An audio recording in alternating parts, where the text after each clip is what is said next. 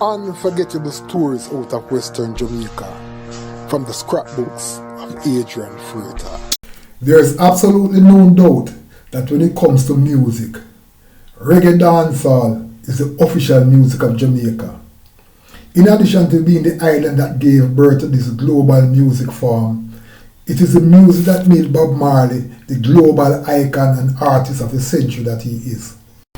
If that is not already enough, it is also the pillar on which the Rastafarian movement took form to become the acceptable global religion that it is today.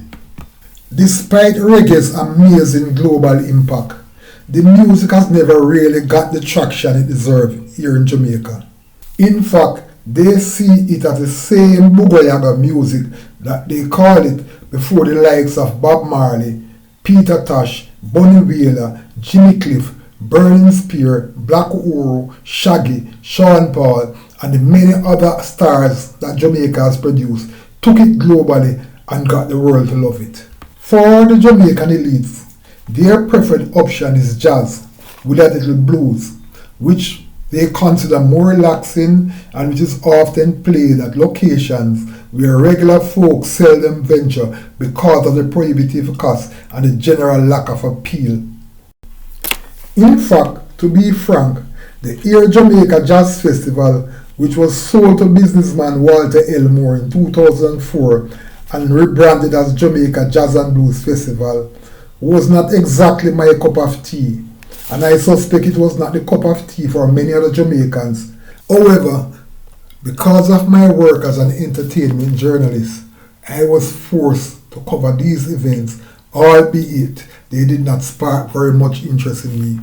In those early years, the event would mostly attract North American tourists who would come to Jamaica in the November, December, winter months to get away from the cold in America. And of course, wealthy Kingstonians who used that as an opportunity to get away to the North Coast for a weekend. Being an astute businessman, Elmore decided to infuse a tidbit of reggae into the event, starting out with the acts that rich folks found palatable and gradually bringing more and more Main Street artists. With more and more reggae artists turning up annually for the Jazz Fest, more and more of the regular folks began to attend the events. Soon the festival, which started out attracting no more than 2,000, 3,000 elite patrons, was now pulling in as much as 30,000 patrons by 2009. Despite attracting more and more top-flight reggae artists and more regular Sumfest type fans, the festival remained a jazz and blues event, at least up until 2014, when reggae officially captured the festival, at least on the opening night when Beenie Man, Christopher Martin, Chalice and Chronixx took the venue by storm, giving it an official reggae baptism. In this edition of Lest You Forget, I will be revisiting that glorious night from a story I wrote for the Gleaner, which was published on February 1, 2014, under the headline Jamaican Music Thrill at Jazz and Blues. The story read as follows. Beenie Man, who closed Thursday night's opening night of the 2014 Jamaica Jazz and Blues Festival at the Trelawney Multipurpose Stadium, Greenfield, Trelawney, made an entry which probably would have impressed James Bond movie producers. Using a staircase to enter the stage, the dapper DJ, clad in black and white, had a dancing girl slowly removing his jacket before another woman appeared with a briefcase containing a microphone. Beenie Man, who looked happy and relaxed, had a ball as his onstage entourage, dancers, backup singers and fellow entertainers Clive and Tommy Moncrief, helped him to expose the other side of Moses Davis as the performance was themed. The audience's curiosity quickly changed to dancing as the DJ unleashed jazz-flavored renditions of Gyal in a Bungle, Slam, Romy and Sim Simmer, along with snippets of R&B classics. It was almost pandemonium when the dancing doctor unleashed Foundation and dancer Shelly Belly raced onto the stage to add his move to the moment.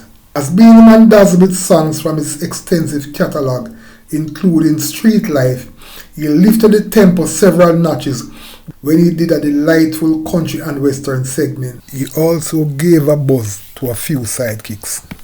In a compelling set, Chronixx left no doubt that he is poised to take his place among the icons of Jamaican music, with his zinc fence band giving the sound a studio-like feel. The fans had a ball as Chronixx delivered Behind Curtain, Here Comes Trouble, Smile Jamaica, Warrior, and Others. Chronixx also used his performance to draw attention to the situation at Pinnacle in St. Catherine, calling for a greater recognition for Rastafarians' heritage, which he said needed to be protected.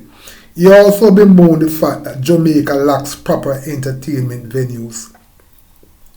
Christopher Martin, who was the first of the major acts to perform, made a bold musical statement, having the audience in his command throughout his set. The dapperly dressed Martin was velvet smooth in delivering originals, Cheetah's Prayer, and Chill Spot, having the ladies screaming wildly when he lyrically bust a blank for my mama. The tempo remained quite high as he delved into a series of R&B classics, including Marvin Gaye's Let's Get It On and Sexual Healing, which saw Martin's vocal range coming to the fore. Veteran showband Chalace took the audience down memory lane, doing a set which left out none of their enviable list of Jamaican classics.